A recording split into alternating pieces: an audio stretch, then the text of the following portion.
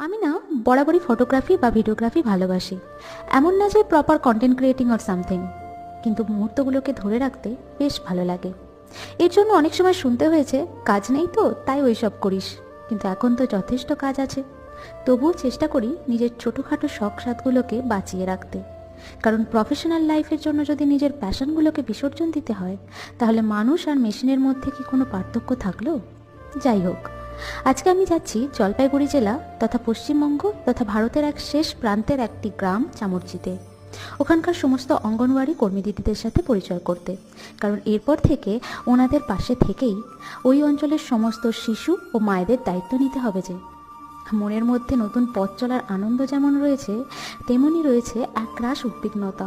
পরিচয় পর্ব শেষ করে দুই অঙ্গনওয়াড়ি কর্মী দিদি ও আমার সিনিয়র সুপারভাইজার দিদিকে সঙ্গী করে বেরিয়ে পড়লাম ভুটানের উদ্দেশ্যে।